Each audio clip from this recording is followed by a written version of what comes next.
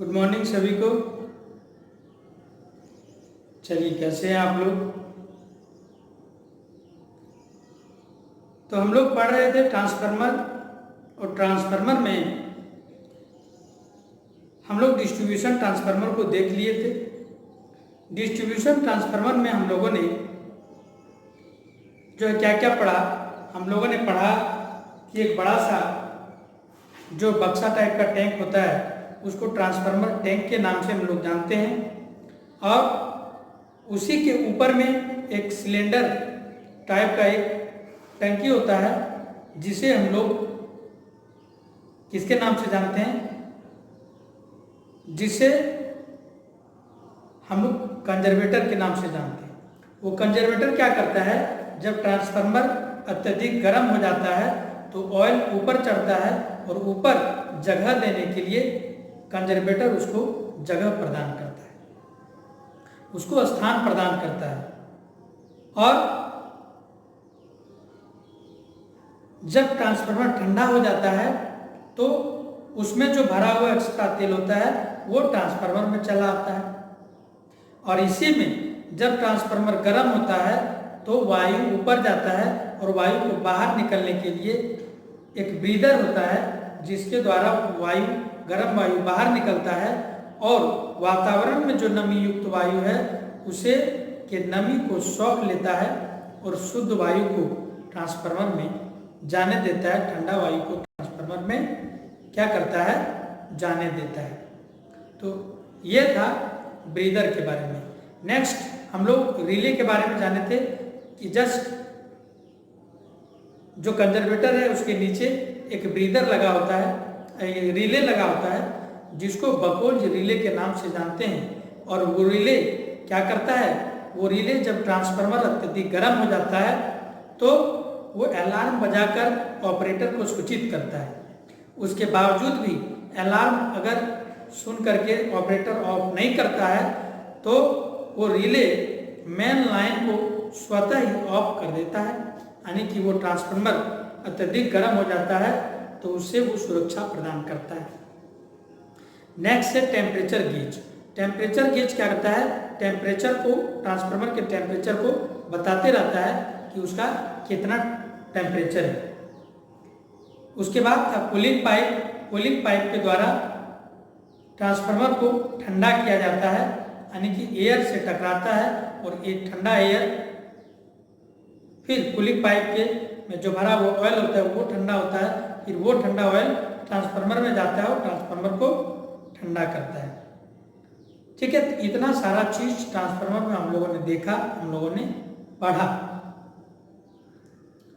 ठीक है, उसके बाद क्या है, उसके बाद आज हम लोग जो पढ़ेंगे वो ट्रांसफार्मर कूलिंग मेथड पढ़ेंगे।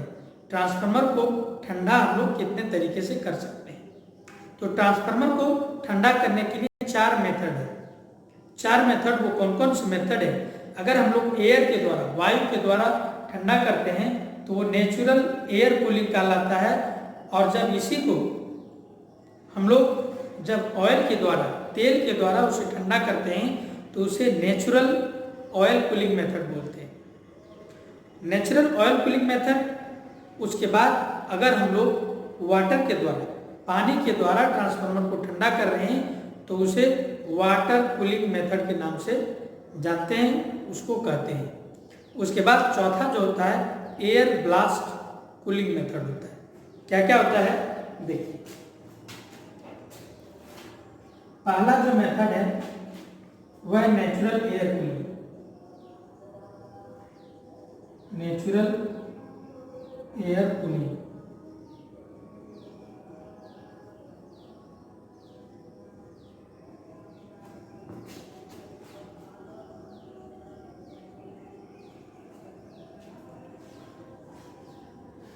दूसरा है नेचुरल ऑयल कूलिंग।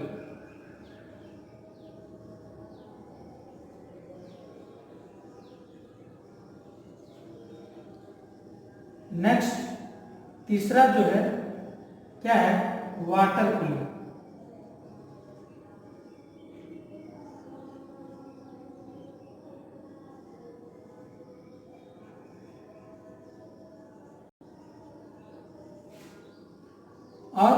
जो चौथा है वो है एयर ब्लास्ट कूलिंग मेथड। क्या है? एयर ब्लास्ट कूलिंग मेथड है।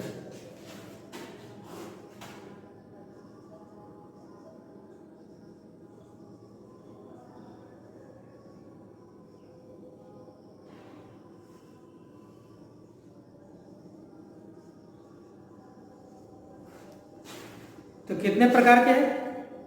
ये ट्रांसफार्मर जो कूलिंग मेथड है, एयर कूलिंग में सिर्फ transformer cooling method. Transformer cooling method जो ट्रांसफार्मर को 4 तरीके से हम लोग उसको ठंडा कर सकते हैं, 4 विधियां को हम लोग प्रयोग कर सकते हैं।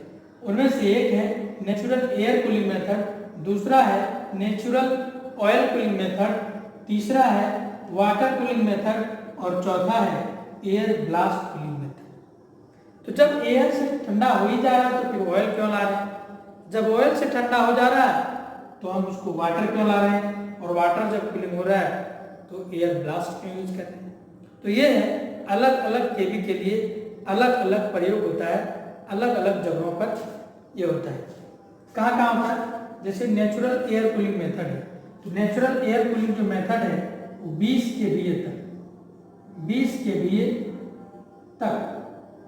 kVA तक जो प्रयोग करेंगे वो एयर कूलिंग मेथड के द्वारा हम लोग करेंगे। जो नेचुरल ऑयल कूलिंग मेथड है वो 20 kVA से लेकर 500 kVA तक, 20 kVA से लेकर 500 kVA तक के ट्रांसफार्मर को हम लोग ऑयल कूलिंग मेथड के द्वारा उसे ठंडा करेंगे। ठीक है? और इससे जब ज़्यादा होगा 500 kVA से ज़्यादा 500 kVA से ज़्यादा होगा तो हम लोग वाटर कूलिंग मेथड और एयर ब्लास्ट कूलिंग मेथड का हम लोग क्या करेंगे? प्रयोग करेंगे। देखिए कैसे कैसे उसका स्ट्रक्चर होता है नेचुरल कूलिंग मेथड का। ठीक है? सबका एक एक करके हम चित्र को बनाते हैं। ये चीज आप नोट कर लिए होंगे।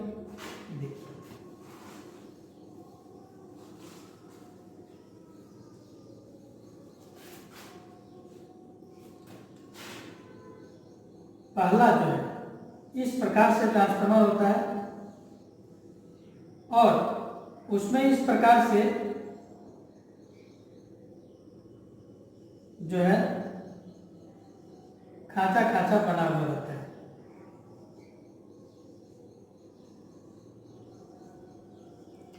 आप मोटरसाइकिल में देखे होंगे, मोटरसाइकिल में जो खांचा खांचा ऊपर थोड़ा सा रहता है, कोई भी मोटर जनरेटर में ऊपर ऊपर की ओर जो टर्मिनल बाहर ये सिरा बाहर निकला हुआ रहता है इस प्रकार से। ठीक है? तो ये किसके लिए रहता है? ये एयर के लिए रहता है। ये एयर इसमें जाके टकराएगा और इसको ठंडा करेगा। तो ये वायु कूलिंग है, वायु शीतलन, वायु शीतलन। ठीक है? उसी प्रकार दूसरा नंबर देखेंगे, इसमें क्या होता है? इसमें पाइप रहता है, इस प्रकार से पाइप रहता है।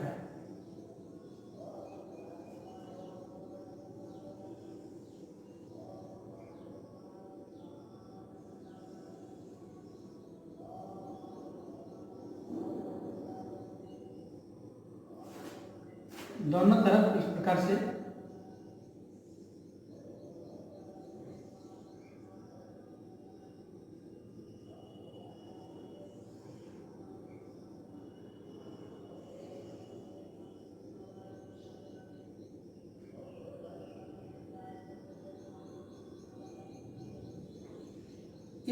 पाइप रहता है।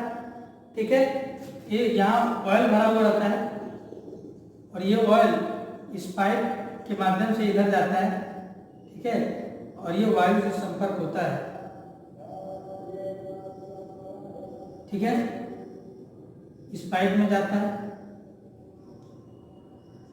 और इस पाइप में जाकर के क्या करता है? उसको ठंडा करता है। तो जो इस प्रकार कूलिंग पाइप वाला लगा हुआ रहता है वो क्या होता है? वो ऑयल कूलिंग होता है, तेल शीतलन।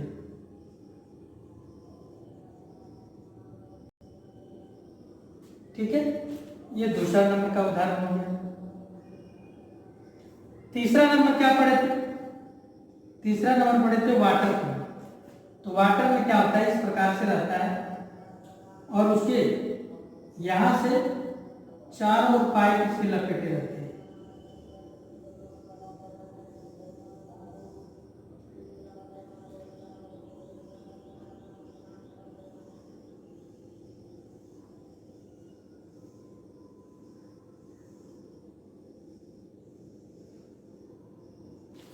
इस प्रकार से पाइप लपेटे रहते हैं और यहां से जो है ठंडा वाटर, ठंडा पानी भरा जाता है और पूरा पाइप में ही रहता है और ठंडा करते हुए इधर से बाहर निकल जाता है। ये क्या है? ये वाटर कूलिंग है, पानी शीतलन।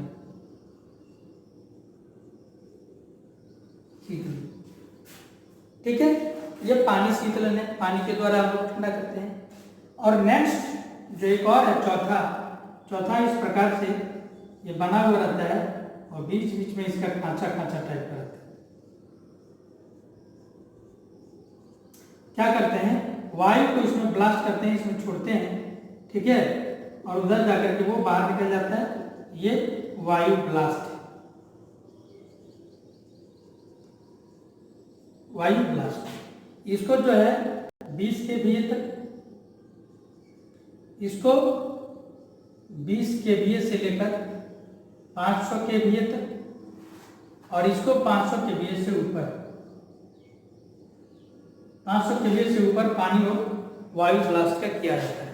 तो इस प्रकार से संरचनाएं होती है, इसको आपको अच्छी तरीके से समझना है कि किस प्रकार से वायु शीतलन का डिजाइन होता है, किस प्रकार से तेल शीतलन का डिजाइन होता है और किस प्रकार से पानी शीतलन का होता है। तो ये एयर कूलिंग मेथड हो गया, ये ऑयल कूलिंग मेथड हो गया, ये वाटर कूलिंग मेथड हो गया और ये एयर ब्लास्ट कूलिंग मेथड हो गया। ठीक है, तो ये था ट्रांसफार्मर कूलिंग मेथड। तो आशा करते हैं कि आप सभी समझ गए होंगे। आगे नेक्स्ट क्लास में जो है हम लोग कुछ और विशेष जानते हैं। आज इतना ही। हमारे साथ जुड़ने के लिए आप सबों को बहुत बहुत धन्यवाद।